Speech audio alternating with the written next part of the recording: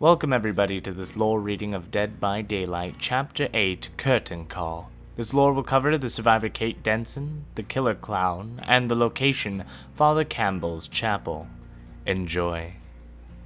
One of Kate Denson's earliest memories was standing in front of her family, singing a song, watching smiles spread across their faces. Seeing how something as simple as a song could make people so happy was the moment that she knew what she wanted to do with her life.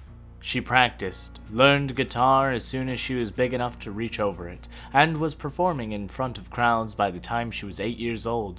Her mother did everything she could to fulfill Kate's dreams, taking her all over their home state of Pennsylvania, then across the South and even to Nashville itself. Kate won folk music competitions and talent shows wherever she participated, but for her to win, others had to lose, and that wasn't in her nature.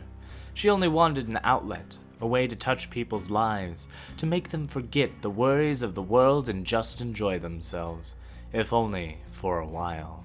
With age came a newfound freedom. She bought a battered old Chevy truck and was able to travel around by herself, meeting fans and making new friends wherever she stopped.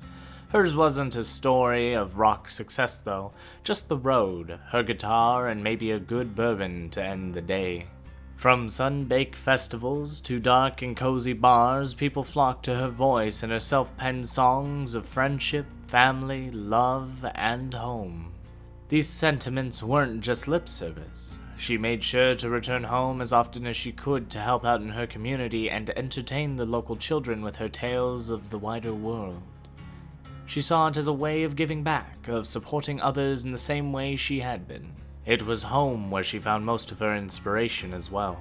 She had always loved to take long walks in woods around her town, exploring off-beaten track, finding a quiet spot to play and write her songs. She had a favorite location she returned to time and time again, a natural hollow, encircled by trees that looked almost as if it had been blasted out of the rocks thousands of years ago. Here she felt a strong connection to nature, and to the earth itself. She let her mind be enveloped by the forest, and it rewarded her with constant inspiration. She picked up her guitar and played, her fingers dancing across the fretboard. The music that she made this time was unlike her usual uplifting tunes, being much more melancholy, even dark. Still, something compelled her to continue to finish the song. Around her, the leaves vibrated in unison with the guitar strings, and the boughs of the trees lengthened, coalescing into a living form.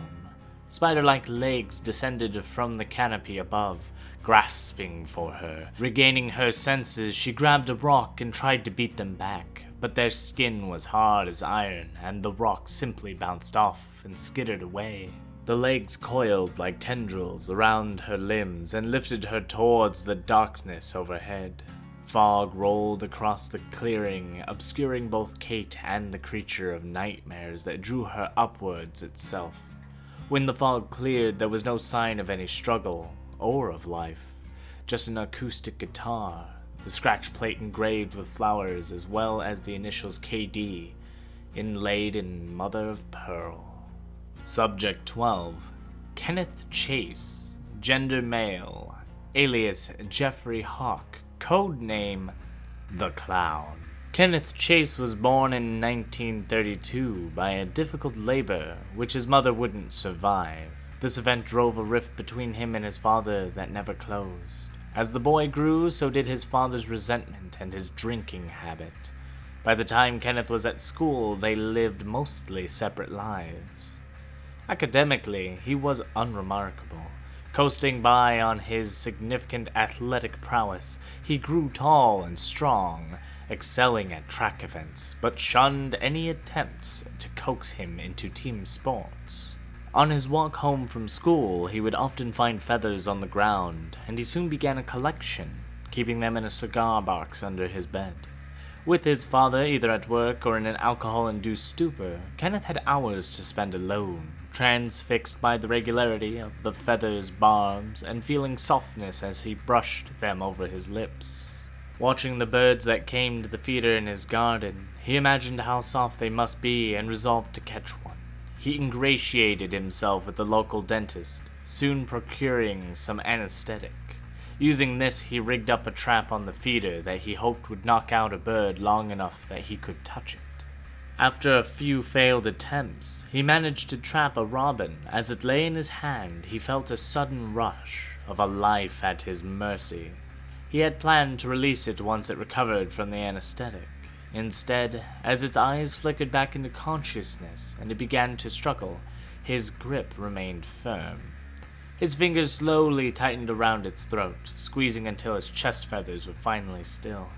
He disposed of the body, keeping just a feather, with which he started a new collection, discarding the others as fake. By the late 1940s, Kenneth had left school and started working as a busboy at a local diner. He had also escalated a larger prey, like squirrels, raccoons, and dogs, becoming skilled at customizing the anesthetic dosage for each. In early 1954, a young man went missing, and the town was turned upside down in the search. A few months later, Kenneth's father, while doing some work in a crawlspace under the house, found a cigar box. He broke it open and saw to his horror that it contained feathers, animal paws, and a man's finger. Returning home from work, Kenneth saw his father leaving the crawlspace with a cigar box in his hands. He turned on his heel and never went home again. After a few weeks living rough, he encountered a traveling circus, and with his prodigious strength, was hired to work the ropes. He assumed a new name, Jeffrey Hawk. Suddenly surrounded by a close-knit community, Jeffrey had to learn to socialize. He donned a new personality like a disguise, quickly becoming known as charming and helpful, and was welcomed into his new family. Over the next decade, he stayed with the circus, traveling to the length and breadth of the United States of America. But with the itinerant life providing few repercussions, he fell back into bad habits. Drink, junk food, and drugs, he indulged all of them to excess. For a time, these vices were enough, but then his old urges returned and his nomadic existence became a cover for him to resume killing. He stole clothes and makeup from performers, fashioning a disguise that would let him get close to his victims before he anesthetized them, bringing them back to his caravan where they would awake to find themselves bound and at his mercy.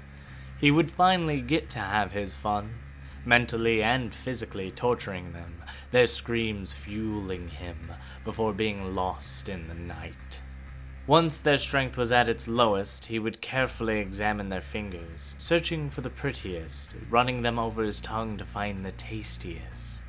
Once he found the best, he would cut it from their hand and proudly add it to his collection, disposing of the rest of the body as pointless waste. Men, women, young, old. He didn't care. The essence of a good collection is in a variety, in the memories and the stories they evoke. He removed the costume less and less, shedding his old personality with it, fully embracing the clown, his true self. With time, he became complacent and sloppy. A victim managed to work free of her bindings while he was sleeping off the drink. She escaped, screaming for help, and he awoke to find the rest of the circus bearing down on him. He whipped his horse, and the caravan disappeared into the night. Since then, he roamed the country, a parasite who could always be found at a carnival or circus, but who would never be seen on any playbill. He lured those brave or foolish enough to come near, trapped them, and moved on before they could be found missing. Somewhere along the way, he left the ordinary roads of USA behind him, traveling through a veil of mist and entering a new realm. It was a place of transience and impermanence, perfectly suiting the life he had chosen to lead. Feeling more at home than he had in his entire life, he set up camp and waited for his first visitor. Nestled in a quiet part of the grounds, Father Campbell's chapel was a haven from the horrors of the rest of the asylum. Those patients whose illness were less severe were given the run of the place, and many would come here for refuge, to communicate with God and confess their sins. Sadly, Father Campbell's legacy of good works counted for nothing when the nurse's mind snapped, and he drew his final breath in the confessional that had helped so many. Now the chapel's been joined by a strange companion, a Carney's caravan, pulled by a shadowy horse. It has long traveled through the fog, moving from realm to realm, and now temporarily camps here. Thank you everyone for listening. If you missed out on any of the prior lore, please check the description for the playlist that contains all the prior chapters to Dead by Daylight. There is lore reading for all of the chapters, excluding the exclusive Bill character for PC.